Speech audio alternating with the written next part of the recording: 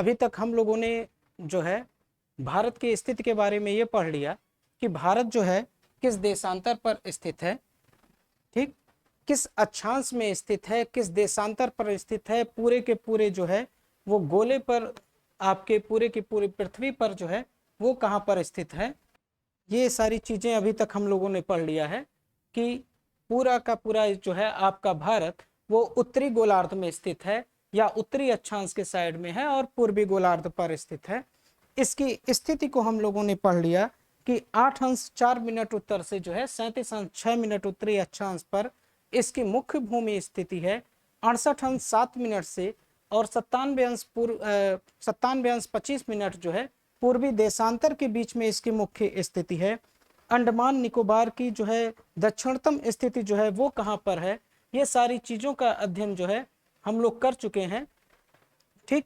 इसके अलावा जो है हम लोगों ने ये पढ़ लिया कि यहाँ पर आपका जो है इसी के दक्षिण में यानी कि प्रायद्वीपीय भारत के दक्षिण में जो है वो आपका स्थित है इंडियन ओशियन या हिंद महासागर, जिसकी एक शाखा आपका बे ऑफ बंगाल या बंगाल की खाड़ी के नाम से और दूसरा जो है वो अरब सागर के नाम से जाना जा रहा है। इसके अलावा हम लोगों ने ये भी पढ़ लिया है कि जो है ये भारत आपका जो है किस कटिबंध में स्थित है, यहाँ से यहाँ तक, यानी कि आपका उष्ण कटिबंध और दूसरा उपोष्ण कटिबंध में आपकी ये स्थिति हो गई। ये सारी चीजें जो है हम लोगों का कंफर्म हो चुका है कि ये उष्ण कटिबंध, ये उपोष्ण कटिबंध और ये आपका शीतोष्ण कटिबंध, यहाँ तक हम लोगों ने पढ़ लिया। अब इसके अलावा हम लोग अध्ययन करेंगे कि इसकी लंबाई और चौड़ाई जो है वो कितने किलोमीटर है। तो इसके बारे में कि ये पूरब से पश्चिम और उत्तर से दक्षिण जो है इसकी लंबाई कितने किलोमीटर है। तो अगर देखा जाए तो आपके जो पूरब से पश्चिम की इसकी लंबाई है, ठीक, यहाँ से यहाँ तक, ये है आपका 2933 किलोमीटर, ठीक, 2933 किलोमीटर इसकी लंबाई हो गई। कहां से कहां तक, पूर्व से लेकर पश्चिम तक, ठीक, पूर्व से पश्चिम कितना, 2933 किलोमीटर, ठीक। जब भी आता है तो मुख्य भूमि का ही पूछा जाता है। और उत्तर से दक्षिण जो आपकी लंबाई है ये है आपका 3214 किलोमीटर, ठीक, यानी कि उत्तर से दक्षिण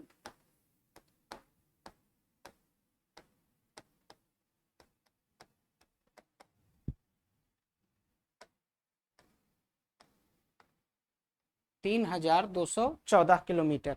ये आपकी जो है स्थितियां हो गई। ये आपका डायरेक्ट एग्जाम में आ जाता है, बहु यही प्रश्न पूछ लिया जाता है कि भारत की जो लंबाई है पूर्व से पश्चिम में कितनी है और भारत की जो है या तो उत्तर से दक्षिण में कितनी है। तो उत्तर से दक्षिण 3214 किलोमीटर और पूरब से पश्चिम आपका जो है 2933 किलोमीटर।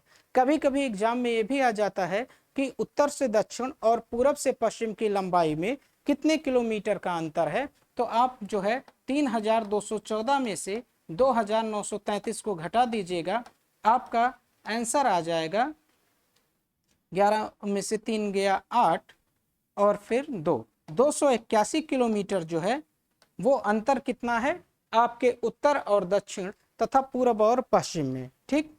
इसके अलावा जो है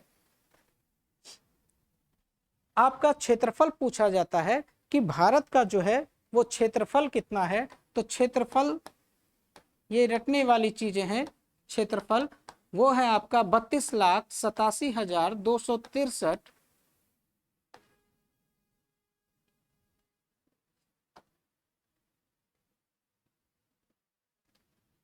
वर्ग किलोमीटर, ठीक।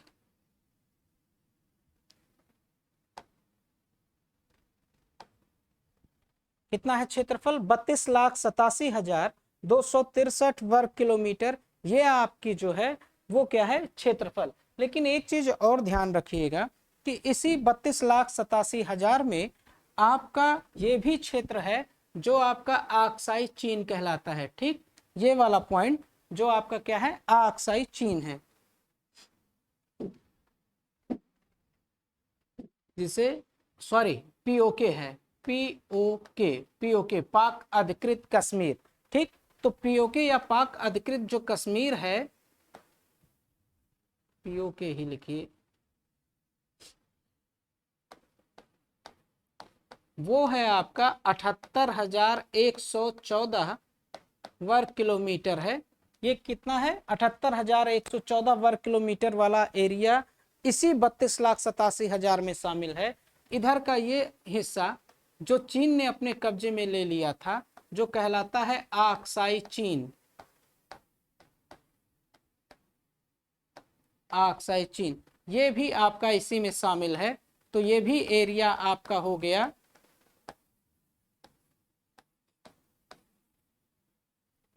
37,555 किलोमीटर, ठीक, वर्ग किलोमीटर। और यहाँ का एरिया जो पीओके का हिस्सा तो था, लेकिन 1963 में जो है पाकिस्तान ने क्या किया, वो चीन को दे दिया ये वाला पोर्शन। ठीक, ये तो ये भी आपका जो है चीन के ही अंतर्गत आता है, जो है 5,140 वर्ग किलोमीटर। ठीक, ये भी तीन के तीनों हिस्से जो है, आप जब 32,87,263 वर्ग किलोमीटर कहते हैं तो ये एरिया भी उसी में आता है। 549 549 और 1 10, ठीक, 5 1 6 1 7 1 8 और फिर 7 5 12 8 20 और 7 3 10 2 12।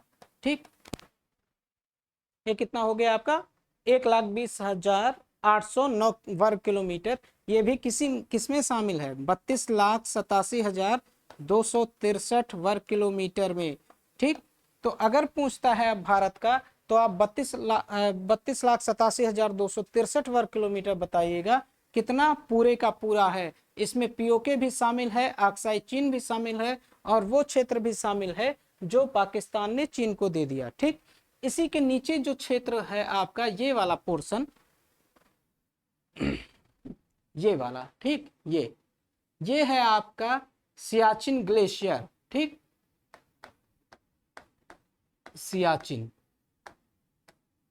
सियाचिन हिमनद या ग्लेशियर जो है, इसको 1984 ईस्वी में भारतीय सेना ने एक ऑपरेशन किया था, ऑपरेशन मेघदूत।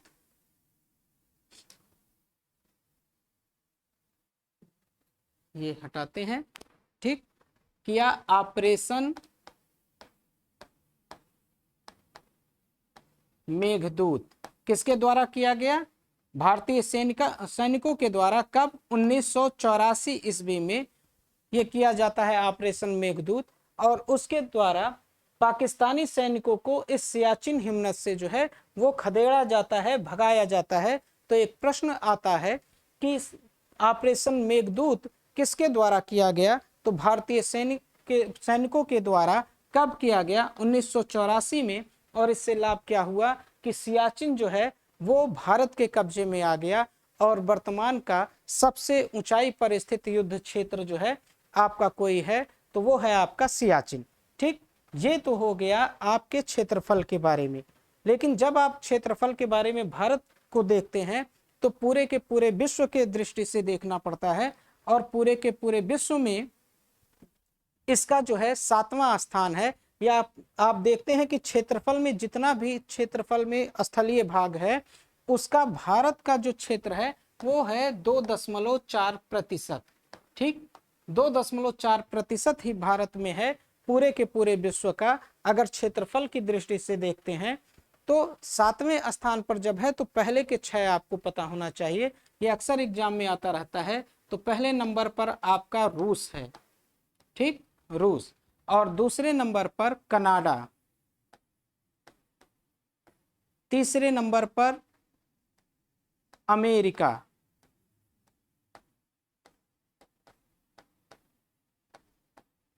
चौथे नंबर पर आपका चीन,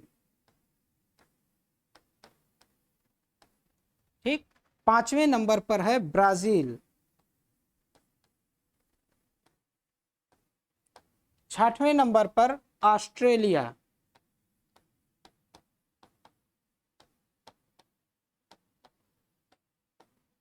ऑस्ट्रेलिया, और 7वें नंबर पर आपका है भारत।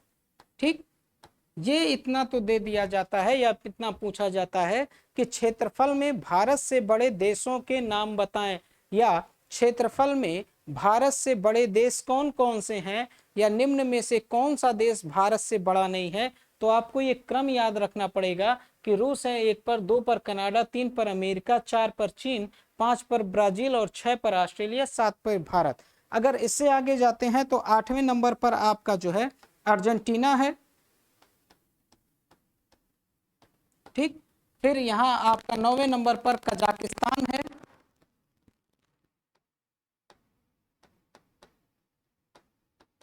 कजाकिस्तान, और 10वें नंबर पर अल्जीरिया, यहाँ पर अल्जीरिया है, ये आपका जो है क्षेत्रफल में है। ठीक, अल्जीरिया। तो पहले नंबर पर आपका रूस, फिर कनाडा, अमेरिका, चीन, ब्राजील, ऑस्ट्रेलिया, भारत, फिर आपका अर्जेंटीना, कजाकिस्तान और अल्जीरिया। ये टॉप 10 जो है क्षेत्रफल के हिसाब से हैं। लेकिन एक चीज जानिए, क्षेत्रफल में सिर्फ और सिर्फ भारत तक पूछता है।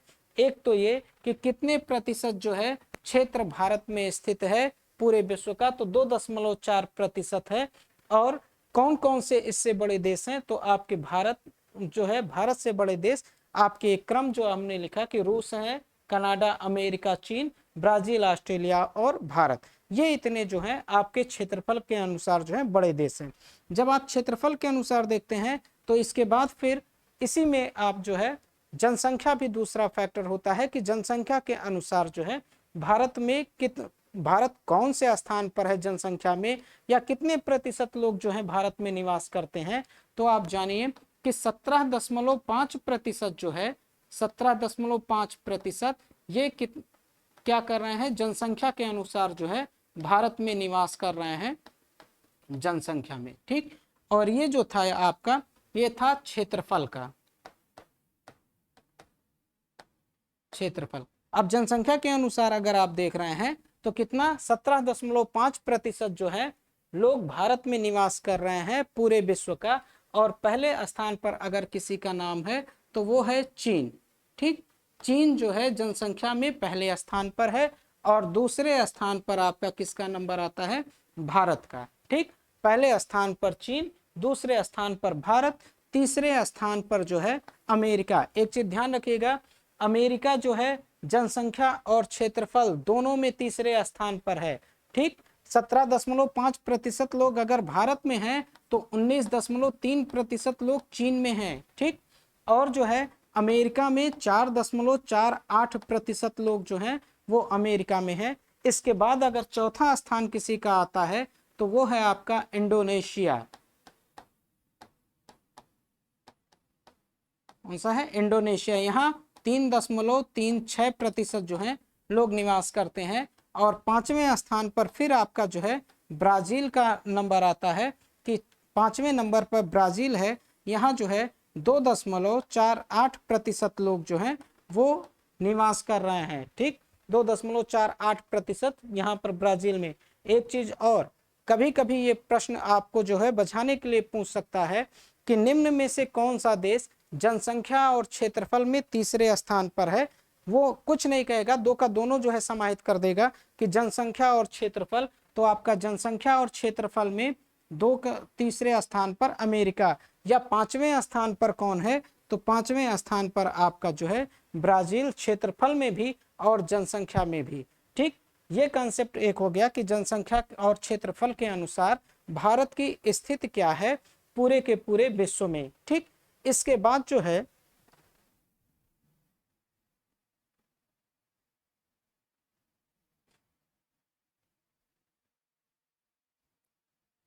इसके बाद बात करते हैं कि भारत से आपकी कुछ महत्वपूर्ण अक्षांशीय रेखाएं गई हैं। इसके बारे में एग्जाम में पूछता है कि उस रेखा पर स्थित जो है कौन कौन सा राज्य है। ठीक, आपका कर्क रेखा, कर्क रेखा कहा जाए या 23.5 अंश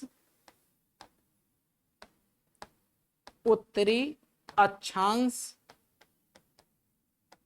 रेखा, उत्तरी अक्षांश रेखा, ठीक, ये कहा जाए तो ये आपकी कर्क रेखा या 23.5 अंश उत्तरी अक्षांश रेखा, तो ये जाती है आपके ठीक बीचों बीच से, ठीक, ये आपकी बीचों बीच से जाती है इस तरह से,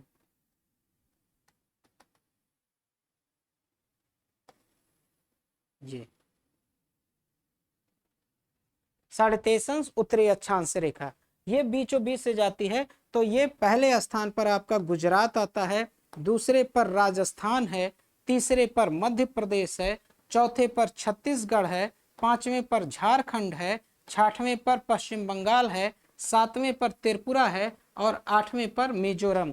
ये 8 राज्य ऐसे हैं जो आपके कर्क रेखा पर स्थित हैं। इसका जब भी प्रश्न आता है तो लगभग नकारात्मक में आता है कि निम्न में से कौन सा राज्य कर्क रेखा पर स्थित नहीं है, तो कोई 3 इसमें से देगा, फिर चौथा जो है इधर उधर से, या फिर आपका जो है दूसरे टाइप का प्रश्न बनाता है कि कौन सा राज्य जो है कर्क रेखा के उत्तर में स्थित है, तो आपका उत्तर प्रदेश दे देता है, बिहार दे देता है, ठीक, मणिपुर दे देता है, मिजोरम दे देता है, असम दे देता है, कोई भी दे देता है। तो इससे क्या होता है, आपको ये 8 पहले का पहला तैयार करना है कि ये 8 से जो है आपकी कर्क रेखा गुजर रही है। फिर इसके उत्तर में कौन कौन से राज्य हैं या दक्षिण में कौन कौन से राज्य हैं। दक्षिण का पूछता है तो ओडिशा पूछ लेता है, अक्सर जब पूछता है तो ओडिशा का पूछ लेता है। उत्तर का जब कहता है तो उत्तर का उत्तर प्रदेश जो है ये पूछ लेता है कि उत्तर में कौन सा राज्य है, तो उत्तर प्रदेश या बिहार के बारे में पूछता है। हालांकि आपको ये 8 राज्य जो है हर हाल में रखना है कि कौन कौन सा है। पहला गुजरात, दूसरा राजस्थान,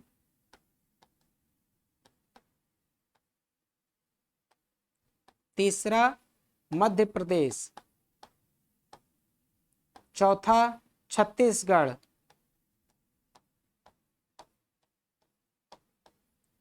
पांचवा आपका झारखंड,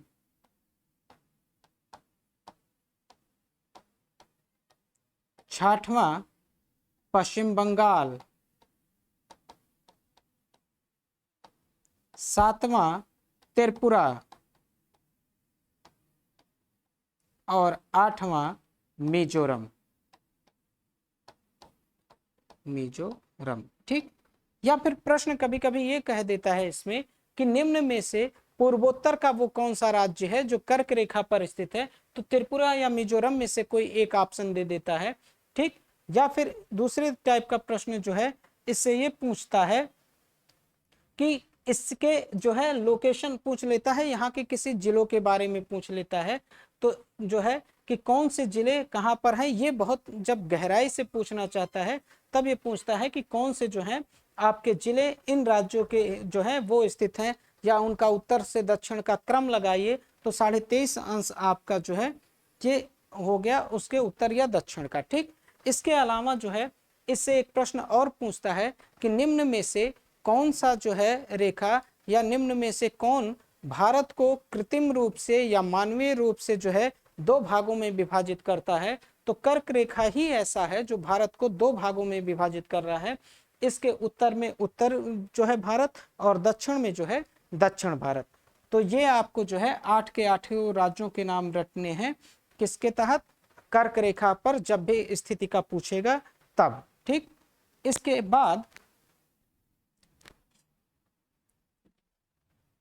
बाद एक हेडिंग आता है या एक टॉपिक आता है मानक समय।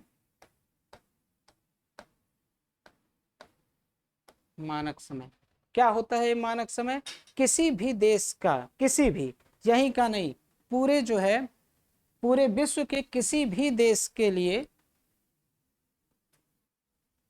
किसी भी देश का जो समय होता है इसको निर्धारित करने के लिए क्या करते हैं, उस देश के जो बीचों बीच से रेखा गुजरती है उसी को उस देश का मानक समय मान लिया जाता है, ठीक। अगर मानक समय वो नहीं मानेंगे तो होता क्या है कि प्रत्येक देशांतर पर, एक अंश के देशांतर पर जो है वो 4 मिनट का अंतर आता जाता है, प्रत्येक एक अंश के देशांतर पर 4 मिनट का अंतर। अब पता चल रहा है कि यहाँ पर 68 अंश है और इधर जो है 97, तो यहाँ का टाइम कुछ और होगा, यहाँ का टाइम कुछ और। इससे बचने के लिए क्या किया गया है कि जिसके बीच स्थित है उसी देश का सबसे बीच वाला देशांतर रेखा, जो सबसे बीच का देशांतर रेखा होता है, उसी को उस देश का मानक समय मान लिया जाता है। उसी के अनुसार पूरे देश का जो है वो समय निर्धारित किया जाता है इसके हिसाब से। ठीक, तो जो भारत का मानक समय माना गया वो माना गया 82.5 पूर्वी देशांतर को। ठीक, कितना माना गया? 82.5 पूर्वी देशांतर।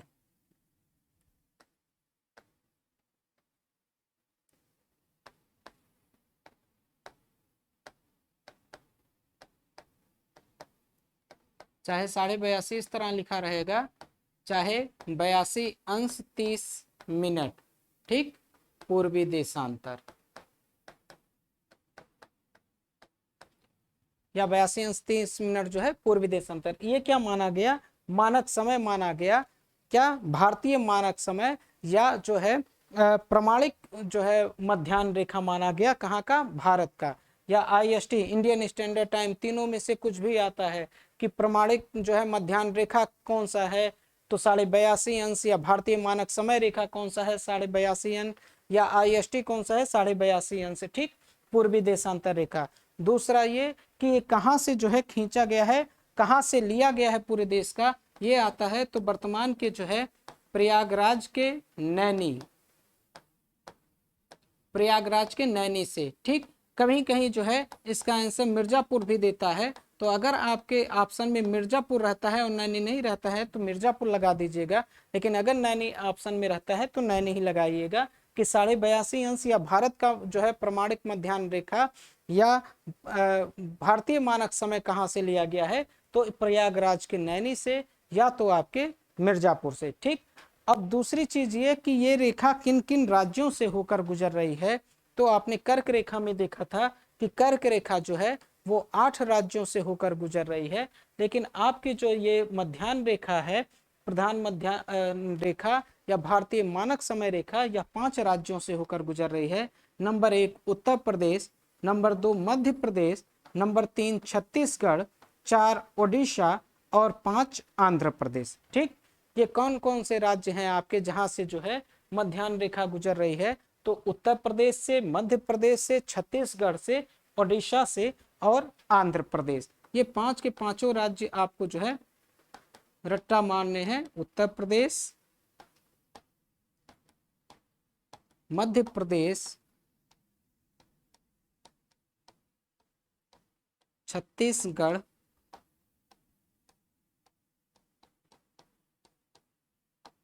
ओडिशा और 5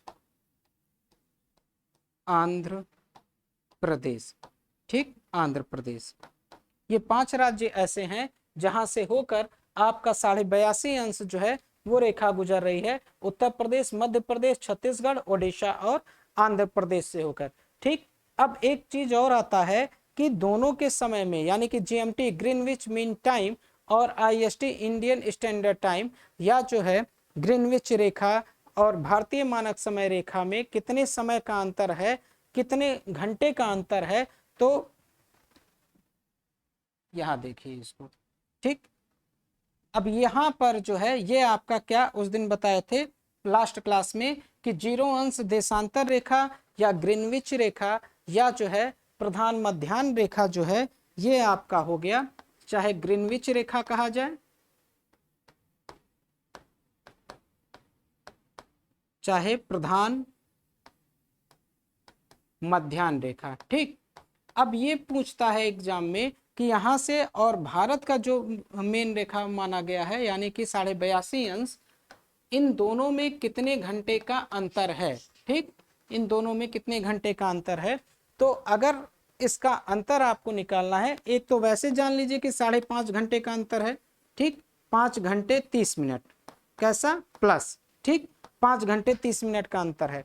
वैसे आप जानिए कि इस पूरे के पूरे ग्लोब पर, इस पूरे के पूरे ग्लोब पर अगर कोई व्यक्ति जो है वो पश्चिम से पूर्व की तरफ चल रहा है, पश्चिम से पूर्व की तरफ, ठीक, तो वो क्या होगा, हर एक देशांतर पर समय प्लस होता जाएगा 4 मिनट। ठीक, कहीं से भी अगर वो पूरब की तरफ चल रहा है तो हर एक देशांतर पर कितने का, 4 मिनट का जो है अंतर आता जाएगा, और वो अंतर कैसा होगा, प्लस में। अगर कहीं से भी वो पश्चिम की दिशा में चल रहा है, ठीक, तब भी जो है अंतर आता रहेगा 4 मिनट का, लेकिन वो अंतर कैसा रहेगा, -4 मिनट का अंतर। ठीक, अगर वो पूरब जा रहा है तो +4 मिनट का अंतर, अगर वो कहीं से भी पश्चिम की तरफ जा रहा है तब भी जो है 4 मिनट का अंतर, लेकिन वो 4 मिनट का कैसा, माइनस में हो जाएगा। ठीक, अब जब आप देखते हैं तो ये आपका 0 अंश अक्षांश वो देशांतर रेखा हो गया। यहाँ से जब वो आगे बढ़ रहा है तो कहाँ पर भारत का कितना है, 82.5 अंश। ठीक, 82.5 अंश या 82 अंश जो है 30 मिनट। अब ये यहाँ से किधर का है, तो पूरब का। ठीक, पूरब, तो पूरब का हो गया तो 5 घंटा 30 मिनट का तो अंतर आपका यहाँ निकल गया। लेकिन ये 5 घंटा 30 मिनट आया कैसे, अब इसके लिए आपको करना सिर्फ एक चीज ये होता है कि सबसे पहले दोनों जो है देशांतरों का अंतर निकाल लें, दोनों देशांतरों का अंतर। तो 82.5 में से अगर 0 घटाया जाता है तब आंसर आपका 82.5 ही आएगा, यानी कि 82 अंश और 30 मिनट। ठीक, कहे हैं कि हर एक देशांतर पर 4 मिनट का अंतर आता रहता है। तो आप जो है पहले 82 जो है देशांतर का अंतर निकाल लीजिए। तो 82 गुणे 4 करेंगे तो 4 दूने 8, 8 चौके 32। ठीक, 328 का क्या आ गया, 328 मिनट का अंतर, 328 मिनट। ठीक, लेकिन एक चीज और है कि अभी ये 30 मिनट वाला बाकी है। अब एक देशांतर बराबर अगर 4 मिनट हो रहा है तो आधा बराबर कितना हो जाएगा, 2 मिनट। ठीक, तो ये कितना आ गया, 330 मिनट। ठीक, 330 मिनट। अब 330 मिनट है तो पहले इस मिनट को जो है घंटे में तब्दील कर लेते हैं। तो 330 में जो है 330 में 5 का अगर 330 में 60 का भाग दे दीजिए, एक घंटे में 60 मिनट, तो 60 से भाग दे दीजिए तो 60 बचे 300। ठीक, और यहाँ बचा कितना, 30। एक चीज और कि जब भी आपका कुछ भी शेष आएगा आप उस शेष को कभी भी जो है दशमलव में आगे नहीं बढ़ाइएगा। तो ये आंसर क्या आया, 5 घंटा और 30 मिनट। जब ये आंसर आ जाए तो आपको देखना ये है कि किधर का पूछ रहा है, 0 अंश से 82.5 अंश का पूछ रहा है तो 5 घंटा 30 मिनट को प्लस कर दीजिए। और अगर जो है यहाँ से यहाँ का एक टाइम दे रहा है और यहाँ का पूछ रहा है तो 5.5 घंटा जो है वो माइनस कर दीजिए। जैसे फॉर एग्जाम्पल कि अगर पूछ रहा है क्वेश्चन में कि 0 अंश देशांतर पर इस समय दोपहर के 12 बजे हैं। ठीक, दोपहर के 12 बजे हैं तो 82.5 अंश पूर्वी देशांतर का समय क्या होगा। ठीक, यही प्रश्न आपका रहे कि अगर 0 अंश देशांतर पर दोपहर के 12 बजे हैं तो 82.5 अंश पूर्वी देशांतर, ये चीज जरूर ध्यान रखिएगा कि उसमें क्या कह रहा है, पूर्वी देशांतर यानी कि पूरब चलने का। 82.5 अंश पूर्वी देशांतर का समय क्या होगा, तो 12 बजे में आप क्या कीजिए, 5.5 घंटा को प्लस कर दीजिए। अब 5.5 घंटा जब आप प्लस कीजिएगा 12 बजे के बाद से तो क्या हो गया, 1 2 3 4 5 और कितना आ गया, 5 घंटा 30 मिनट। ठीक, यानी कि शाम के कितने बज रहे हैं, 5:30 यहाँ पर हो रहा है, या 12 5 17:30, वैसे आप निकाल दीजिए। तो 17 मतलब का क्या हो गया कि शाम के कितने बज रहे हैं, 5:30। ठीक, तो इस तरह से जो है हम लोग किसी भी देशांतर से अगर आप में प्रश्न आता है तो आप इसको बहुत आसानी से निकाल सकते हैं कि दो देशांतरों के बीच का जो भी आपसे पूछा जाता है कि दो देशांतर के बीच का क्या है समय, कहीं एक का वो देता है एग्जैक्ट लोकेशन, उसका बताता है कि कितना है लोकेशन, और दूसरे साइड का आपको बता देता है। कभी कभार क्या करता है कि यहाँ से पूछ लेता है कि 10 अंश पश्चिमी देशांतर पर अगर 12 बजा है तो फिर 10 अंश पूर्वी देशांतर का समय क्या होगा। ठीक, जैसे दोनों एक प्रश्न में दे देता है कि 10 अंश पश्चिमी देशांतर का। ठीक, यहाँ प्रश्न को ध्यान पूर्वक सुनिएगा कि यहाँ कह रहा है 10 अंश पश्चिमी देशांतर का। ठीक, पश्चिमी देशांतर का समय कितना बता रहा है कि 12 बजा हो, ठीक, दोपहर के 12 बजा हो, कुछ भी समय दे देगा और पूछेगा कि 10 अंश पूर्वी देशांतर का समय क्या होगा, यहाँ का पूछेगा। ठीक, अब कितने का अंतर आ रहा है, तो आप देखिए कि 0 अंश से 10 अंश इधर हो गया, यानी कि 10 ये हो गया और 10 ये हो गया। तो अगर 10 10 20 हो गया तो 20 का 4 से गुणा कर दीजिए, 80 मिनट आ गया। ठीक, 80 मिनट, और 80 मिनट को अगर घंटे में तब्दील कर रहे हैं तो कितना आ गया, 1 घंटा और 20 मिनट। ठीक, 1 घंटा और 20 मिनट। तो अगर ये कह रहा है कि 10 अंश पश्चिमी देशांतर पर 12 बजे हैं और 10 अंश पूर्वी देशांतर का समय क्या होगा, तो 12 में 1 घंटा 20 मिनट जोड़ दीजिए, यानी कि 1:20 जो है वो कितने पर होगा, आपके 10 अंश पूर्वी देशांतर का जो है वो समय होगा। इसी तरह से आप किसी का भी देशांतर कहीं का भी निकाल लीजिए और वो आपका एग्जैक्ट आएगा। बस ये आपको ध्यान रखना है कि अगर पूरब जा रहा है तो प्लस कर दीजिएगा, अगर पश्चिम का पूछ रहा है तो वो समय में से जो है वो माइनस कर दीजिएगा, आपका जो है समय निकल आएगा। ठीक, ये तो हो गया आपका मानक समय निकालना या मानक समय कितना है। इसके बाद जब आप देखते हैं तो एक टॉपिक आता है कि भारत की मुख्य भूमिका या भारत का सबसे जो है आखिरी किनारा कौन सा है या दूरस्थ बिंदु कौन सा है, दूरस्थ बिंदु। ठीक, तो जब दूरस्थ बिंदु के बारे में पूछता है तो पूर्व पश्चिम उत्तर दक्षिण करके पूछ लेता है। आप मैप पे देखिएगा तो जो है आपका ये ऊपर हमेशा क्या होता है, उत्तर हो गया, ये पूरब हो गया, ये दक्षिण हो गया और ये क्या हो गया आपका पश्चिम। ठीक, तो अगर इसका जो है लोकेशन पूछ रहा है कि किधर से किधर तक है या कौन सा है, तो आपका चारों का चारों आपको जो है रटना है। यहाँ पहला जो उत्तर में आपका बिंदु है ये कहलाता है इंद्राकोल। ठीक, ये क्या होता है आपका इंद्राकोल, जो आपके सबसे उत्तर में स्थित है, इसका नाम है इंद्राकोल। ये कहां पर लोकेट है, तो अगर इसका लोकेशन देखेंगे तो ये है आपके सियाचिन हिमनद में, सियाचिन हिमनद। ठीक, चाहे सियाचिन हिमनद आएगा चाहे सियाचिन ग्लेशियर, और ये पार्ट कहाँ का है, लद्दाख का। पूरा आपसे पूछता है कि भारत का सबसे उत्तरी बिंदु जो है कहाँ स्थित है, लद्दाख में, कौन सा है, तो इंद्राकोल। ठीक, ये इंद्राकोल जो नाम है ये इंदिरा गांधी से प्रभावित नहीं है। ठीक, एक चीज ये ध्यान रखिएगा कि उत्तरी बिंदु का जो इंद्राकोल नाम दिया गया है वो इंदिरा गांधी से प्रभावित नहीं है। इसका नाम दिया था एक शख्स थे, बुल्क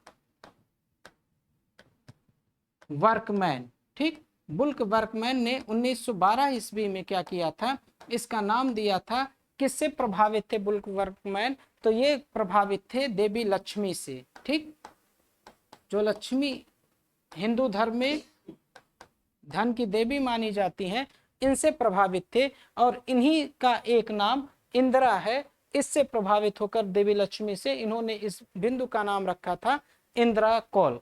ठीक, फिर दक्षिण का देखते हैं और मुख्य भूमिका देखते हैं, तो इसका सबसे जो है दक्षिणतम बिंदु है कन्याकुमारी। ठीक, क्या है आपका कन्याकुमारी, चाहे तो कन्याकुमारी आता है या कहीं कहीं इसे जो है केप कोपोरिन भी कहा जाता है, केप कोपोरिन। ठीक, कन्याकुमारी चाहे केप कोपोरिन कहा जाता है। और ये लोकेट कहाँ पर है आपका, तो तमिलनाडु में लोकेटेड है या तमिलनाडु में स्थित है कन्याकुमारी। अगर पूछता है भारत की मुख्य भूमिका दक्षिणतम बिंदु, तो होगा कन्याकुमारी या केप कोपोरिन, और जगह आपका या राज्य आपका तमिलनाडु। ठीक, पश्चिम का पूछता है तो पश्चिम का है आपका गौर माता या गुहार मोती, गौर माता या गुहार मोती। ठीक, ये कहां पर स्थित है आपका गुजरात में। सबसे पश्चिमी बिंदु कौन सा है, गौर माता या गुहार मोती, जो आपके स्थित है गुजरात में। सबसे पूरब का अगर पूछ रहा है तो सबसे पूरब का आपका स्थित है अरुणाचल प्रदेश में जगह का नाम है किबिथु। ठीक, किबिथु जो है वो कहां पर स्थित है? आपके अरुणाचल प्रदेश में।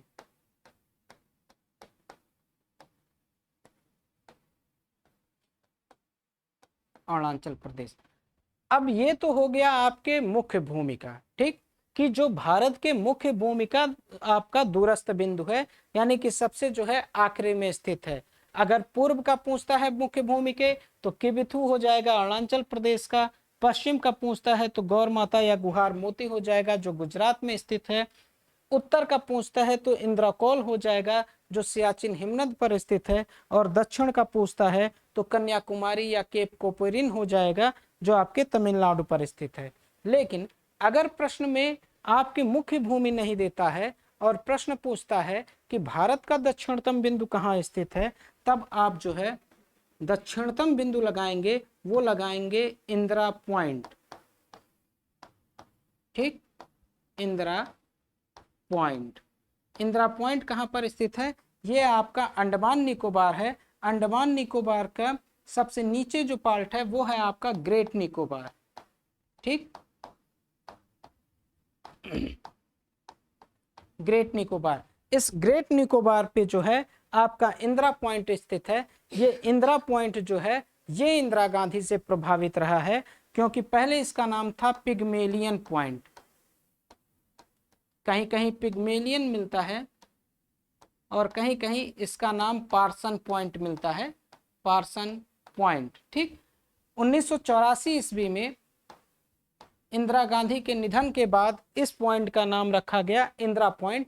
ये इंदिरा गांधी से प्रभावित था। तो अगर आपका दक्षिणतम बिंदु पूछता है भारत का तो इंदिरा पॉइंट, चाहे पिग्मेलियन पॉइंट और चाहे तो ये आपका पार्सन पॉइंट।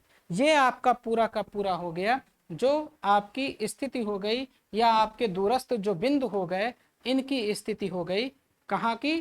पूर्व पश्चिम और उत्तर दक्षिण की। अगर पूर्व का आता है तो इंदिरा कोल।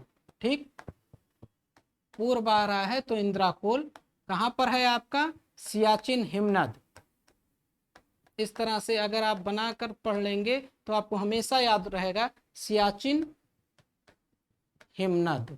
ठीक, कहां है? लद्दाख। पूर्व का पूछा जाए तो पूर्व का हो गया आपका किबिथु। कहां पर है? अरुणाचल प्रदेश। दक्षिण का पूछा जाए तो इंदिरा पॉइंट। ठीक, इंदिरा पॉइंट या पिग्मेलियन पॉइंट या पार्सन, कुछ भी आ रहा है, या पार्सन पॉइंट। ठीक, ये हो गया आपका सबसे दक्षिण में। इधर का पूछ रहा है पश्चिम का तो गौर माता या गुहार मोती। कहाँ स्थित है? ये आपके गुजरात में। ठीक, ये स्थित है गुजरात। ये स्थित है आपका ग्रेट, चाहे ग्रेट या बड़ा निकोबार।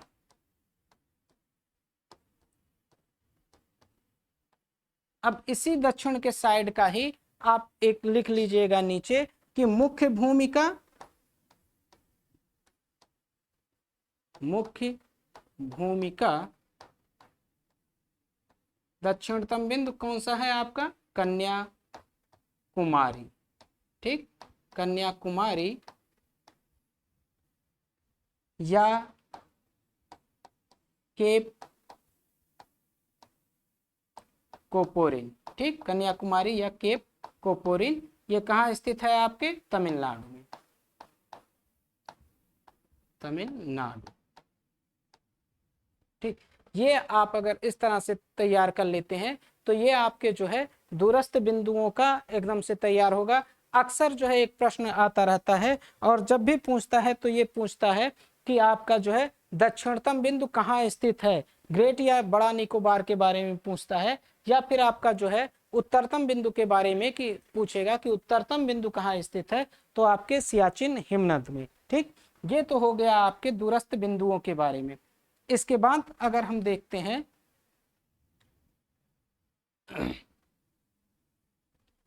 इसके बाद देखा जाए तो हमारे जो है पड़ोसी देशों के बारे में आता है कि कौन कौन से पड़ोसी देश हैं और उनकी सीमाएं जो हैं किन किन भारतीय राज्यों से लगती हैं। तो अगर आप पड़ोसी देशों का देखते हैं तो आपका बांग्लादेश है, ठीक, 1, 2 म्यांमार, 3 भूटान, 4 नेपाल, 5 चीन, 6 पाकिस्तान और 7 ये अफगानिस्तान।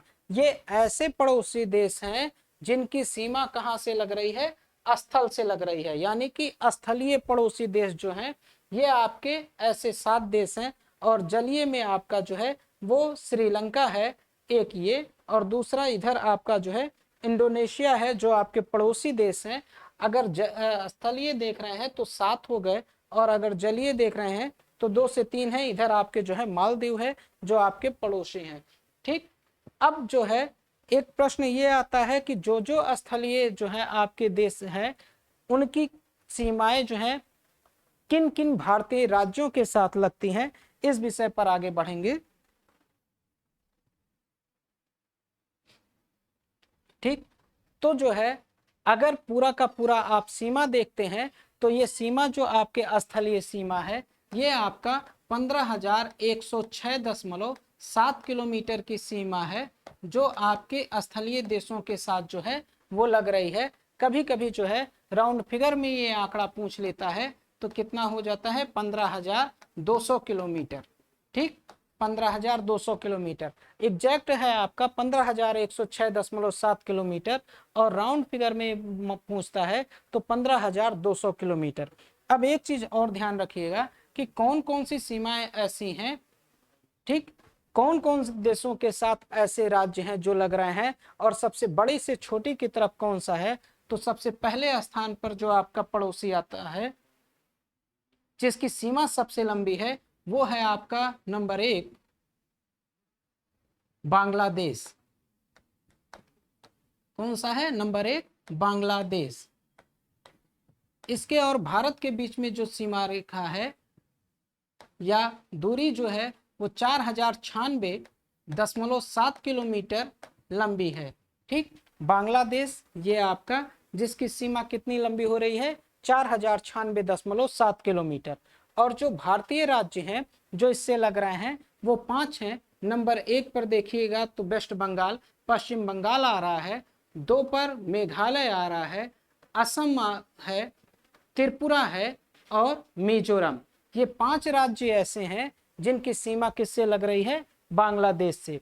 कौन कौन, एक तो आपका पश्चिम बंगाल, दूसरा मेघालय, असम, त्रिपुरा और मिजोरम, ठीक। जब भी ये प्रश्न आता है तब अक्सर ये प्रश्न को घुमा देता है कि निम्न में से किस राज्य की सीमा बांग्लादेश से नहीं लग रही है, और उसमें ऑप्शन में मणिपुर का नाम दे देता है, ठीक। तो आपको सबसे पहले जो है मणिपुर को देखना है कि मणिपुर जो है वो है या नहीं है। इसके बाद का अगर कुछ देखना है तब फिर ये 5 का नाम आप याद रखिएगा।